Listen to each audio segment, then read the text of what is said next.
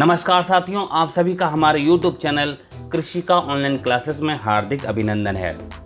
साथियों, जैसा कि आप सभी को पता है कि प्रेरणा पोर्टल पर छात्र पंजीकरण का कार्य चल रहा है और उस कार्य में हमारे शिक्षक भाई बहनों को बहुत सारी बाधाओं का सामना करना पड़ रहा है।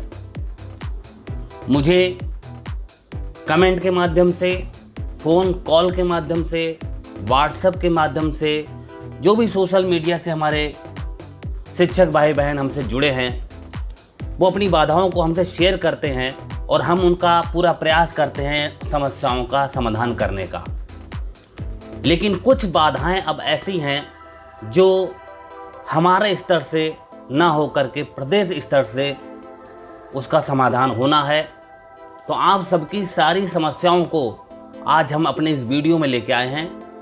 तो आप कम से कम इस वीडियो को इतना वायरल कर दीजिए ताकि ये जो बाधाएं हैं, अगर हमारे प्रदेश स्तर की टेक्निकल टीम तक पहुंच गई तो हमारी वो सारी बाधाएं आसानी से दूर हो सकती हैं और हमारे बच्चों का पंजीकरण आसानी से हो जाएगा। तो हम बात करते हैं कि आखिर कौन सी बाधाएं हैं। तो बाधा नंबर 1, जो सबसे पहली बाधा है साथियों, सबसे पहली बाधा आ रही है कि जो छात्र पंजीकरण का कार्य है वो प्रेरणा पोर्टल के माध्यम से हो रहा है। जी हाँ, हमारे बहुत से शिक्षक भाई बहन जो हैं वो इस बात से परेशान हैं कि डीबीटी जो ऐप होता है, ऐप पे कार्य करना आसान होता है बजाय पोर्टल के। जी हाँ, पोर्टल पर विस्तृत रूप से मोबाइल पे आप देखेंगे तो अलग अलग फील्ड्स शो होती हैं और माउस से, यानी इधर उंगली से इधर, उंगली से उधर हमें जाना पड़ता है। और जबकि ऐप में बिल्कुल फिक्स फील्ड होती हैं, उसमें हमें बहुत आसानी से हम अपना कार्य कर सकते हैं। आपने देखा कि जो डीबीटी ऐप था, उस डीबीटी ऐप के माध्यम से इतना बड़े स्तर, प्रदेश स्तर का जो कार्य था डीबीटी का, वो संपन्न किया जा सका। क्यों? क्योंकि वो ऐप के माध्यम से हो रहा था। और यही अगर नामांकन जो पंजीकरण हो रहा है ये ऐप के माध्यम से हो तो हमारे जो शिक्षक भाई बहन हैं उनको बहुत आसान हो जाएगा छात्रों का पंजीकरण करना। तो मेरा टेक्निकल टीम के सदस्यों से, जो हमारे प्रदेश स्तर की हैं, उनसे मेरा निवेदन है कि शीघ्र एक ऐप का निर्माण किया जाए। चाहे वो जो डीबीटी ऐप 18 अपडेट हुए हैं तो उसमें एक अपडेट और सही 18 के बजाय 19वां अपडेट कर दें और उसमें एक ऑप्शन दे दें नवीन, जो पोर्टल पर कार्य चल रहा है वो ऐप के माध्यम से अगर हो जाए तो बहुत ही अच्छे तरीके से हमारे बच्चों का पंजीकरण प्रेरणा पोर्टल पर हो जाएगा। तो सबसे पहली बाधा तो ये हमारी हो गई। हमारा निवेदन है फिर से पुनः कि हमारा ये जो कार्य है, छात्रों का पंजीकरण का कार्य है, ये ऐप के माध्यम से हो जाए। क्योंकि स्मार्टफोन ही है हमारे विद्यालयों में, कोई लैपटॉप नहीं दिए गए हैं, ना ही कोई टैबलेट है, जिससे ये परेशानी आ रही है। क्योंकि पोर्टल पर कार्य करना अलग बात होती है और ऐप पे कार्य करना अलग। जी हाँ, मोबाइल पे कार्य करना है तो हमें ऐप ही सबसे बेहतर है कार्य करने के लिए।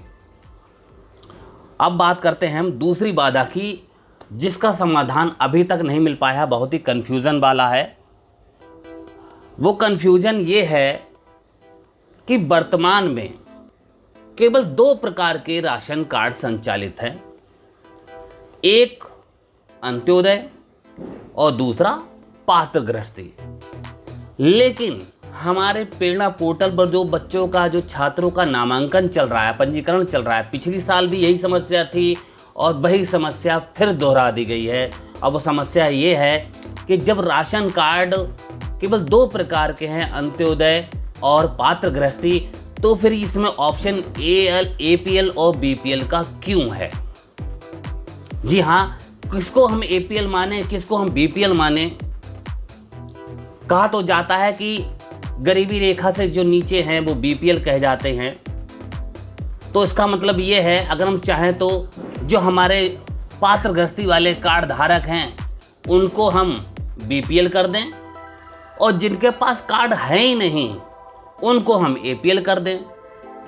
क्योंकि इसमें ऑप्शन ये भी नहीं है कि बहुत से हमारे परिवार ऐसे हैं, ऐसे बच्चे पढ़ते हैं कि उनके पास राशन कार्ड ही नहीं है, ना उनके पास अंत्योदय है और ना ही पात्रगृहस्थी। अब ऐसी कंडीशन में किस पर टिक किया जाए, क्योंकि इसमें नहीं का तो ऑप्शन ही नहीं है। तो हमारी दूसरी ये बाधा ये बहुत इम्पॉर्टेंट है। क्यों इसलिए भी इम्पॉर्टेंट है कि अभी तक आपने देखा इस वर्ष को से पहले जो भी वर्ष हमारे बच्चों की ड्रेस का पैसा आता था वो हमेशा से APL और BPL काउंट करके ही आता था।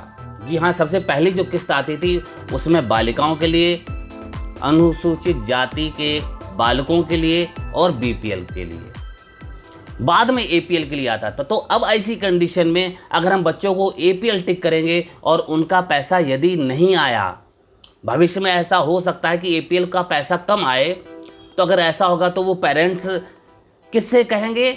वो टीचर से कहेंगे कि मास्टर साहब आपने हमारे साथ ये क्या कर दिया, हमारा पैसा कम आया और हमारे जो पड़ोसी भाई उनका लड़के का पैसा ज़्यादा आ गया।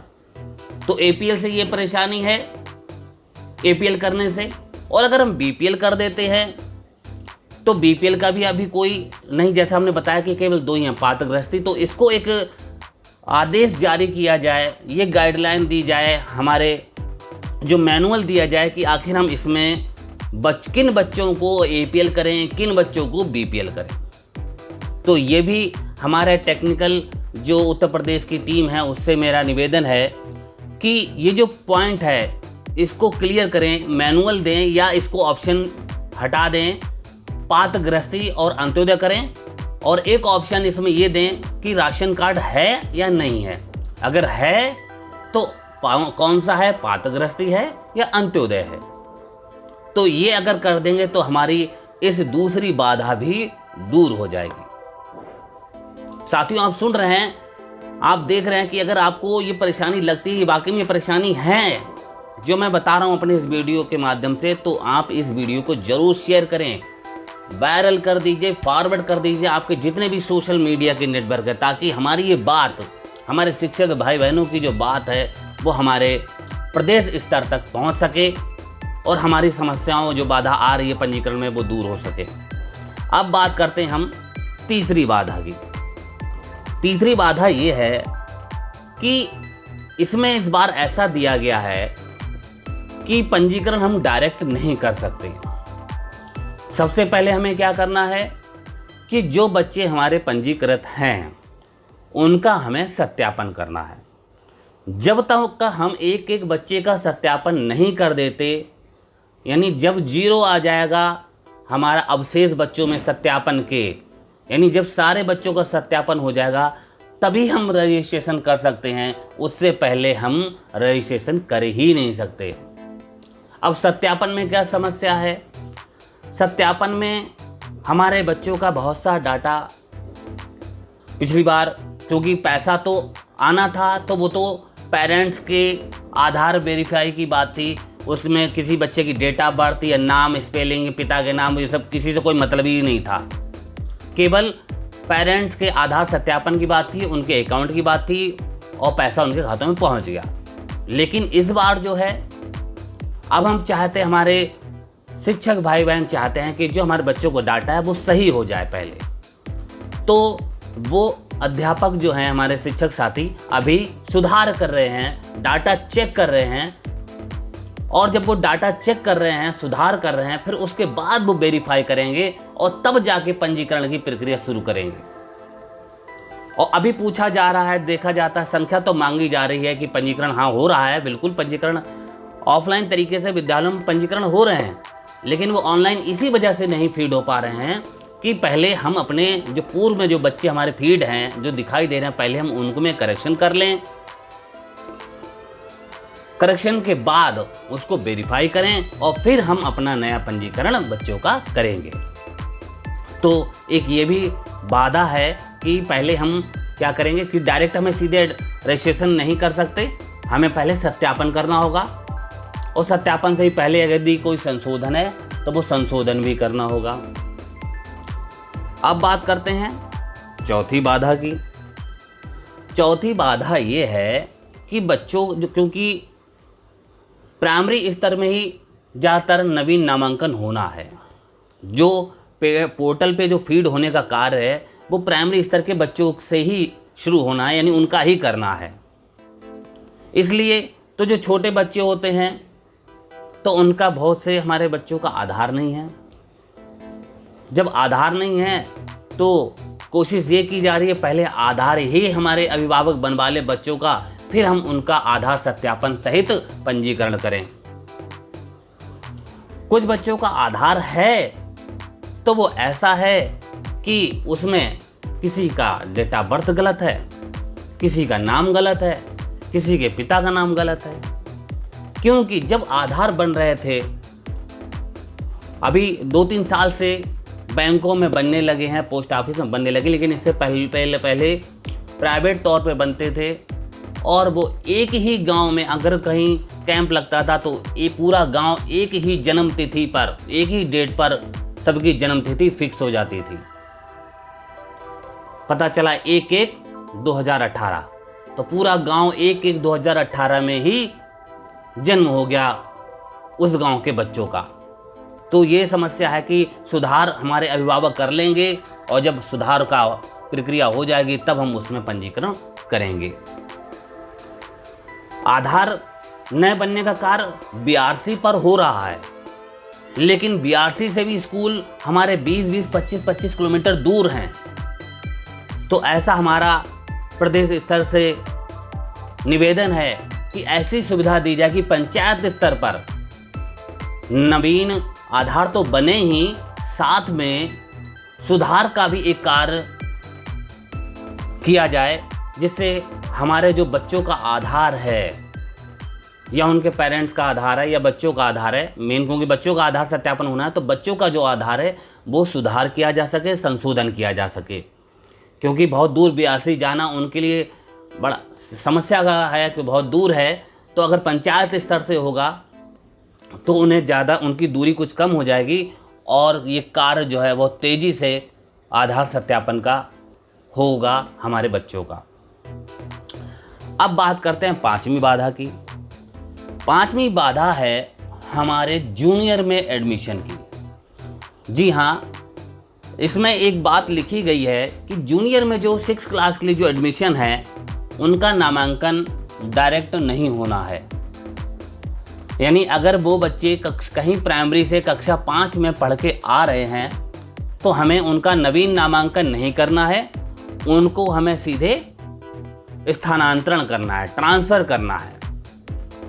ट्रांसफ़र के लिए कन्फ्यूज़न ये आ रही है कि कहा तो ये जा रहा है ट्रांसफ़र करना है, लेकिन हमारी टेक्निकल टीम से एक त्रुटि हो गई है कि जो पिछली पूर्व में जो कार्य चल रहा था, जो हमने ड्रॉप आउट किया था, ड्रॉप आउट में कारण बच्चों को डिलीट किया था, तो उसमें कारण दिए गए थे, तो वही सेम प्रोसेस इसमें दे दी गई है। वही सारे हिंट्स देखिए लिखे हुए हैं कि विद्यालय दूर होने का कारण, लेकिन कहीं पर भी इसमें कक्षा उत्तीर्ण होना नहीं लिखा हुआ। तो ये हमारे टीचरों का कन्फ्यूज़न का कारण कि अरे इसमें तो कोई ऐसा कारण, कोई भी ऐसा रीज़न है ही नहीं कि ट्रांसफ़र बच्चा हम अपने विद्यालय में करें, क्योंकि उसमें पास आउट की कोई बात ही नहीं लिखी हुई है। इन जितने भी कारण इसमें दे रखे हैं, जैसे बाल विवाह, पढ़ाई में कठिनाई होना, परिवार घुमंतु के कारण, गरीबी के कारण, तो ऐसी कोई कारण तो है नहीं, वो तो पास आउट हैं। तो एक इसमें जो एक एक और बढ़ जाता, एक टॉपिक एक और बढ़ जाता कि पास आउट, उत्तीर्ण छात्र, तो ये कन्फ्यूज़न भी दूर हो जाती। उत्तीर्ण छात्र सिलेक्ट कर लेते और हम उस बच्चे का ट्रांसफ़र कर देंगे। तो इसमें भी, तो ये अगर सही हो जाए, इसमें भी सुधार हो जाए, तो हमारा ये भी जो कन्फ्यूज़न हमारे जूनियर के शिक्षकों में है, हम अपने जूनियर के शिक्षक भाई बहनों से कहना चाहेंगे कि उन्हें कोई नवीन नामांकन नहीं करना है। प्राइमरी से जो बच्चे उनके यहाँ आएंगे उन्हें प्रमोट करना है, यानी ट्रांसफ़र करके अपने विद्यालय में पंजीकृत करना है। उसके लिए क्या करते हैं कि आपने उस स्कूल का स्थानांतरण पे क्लिक करेंगे। इसकी वीडियो भी हम आजकल में डाल देंगे कि किस तरीके से हम स्थानांतरण करेंगे। कि सबसे पहले क्या करेंगे, स्थानांतरण पे क्लिक करते हैं और जिस स्कूल से बच्चा आ रहा है उस स्कूल की डिटेल लेते हैं, उस स्कूल की कक्षा लेते हैं, जैसे ही वो क्लास हम सिलेक्ट करते हैं दूसरे स्कूल की, जैसे कक्षा 5 सिलेक्ट की, उस स्कूल के कक्षा 5 के बच्चे सामने आ जाते हैं। जो बच्चा हमारे यहाँ आया है उस बच्चे का नाम ढूंढते हैं, SR पे टिक करते हैं और जिस दिन से उसने TC काटी है उस डेट को सिलेक्ट करते हैं।